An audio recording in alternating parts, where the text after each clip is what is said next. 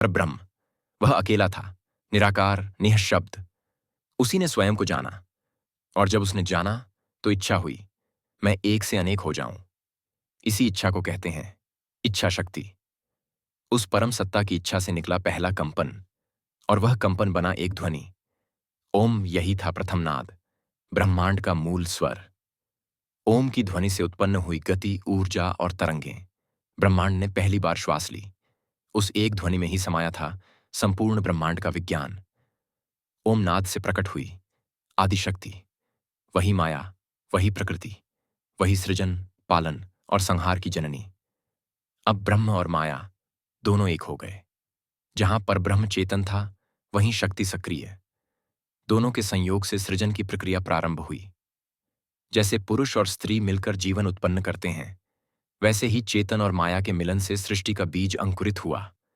सबसे पहले बने पंचतत्व: आकाश, स्पेस, वायु, एयर, अग्नि, फायर, जल, वाटर और पृथ्वी, अर्थ। यही थे सृष्टि के मूल आधार। इन तत्वों से ही आगे चलकर लोक, ग्रह, नक्षत्र और प्राणियों की रचना संभव हुई। जब पंचतत्व बन गए, तब उस पर ब्रह्म ने सृजन को गति देने के लिए 3 रूपों को प्रकट किया।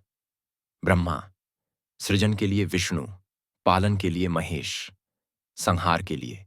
ये तीनों न किसी स्त्री से जन्मे थे, न किसी गर्भ से। ये निकले थे उस परब्रह्म की चेतना से, उस आदि शक्ति के प्रकाश से। अब जब तत्व और शक्ति यहां बन चुकी थीं, तब उत्पन्न हुआ काल। समय का आरंभ हुआ, दिशा बनी।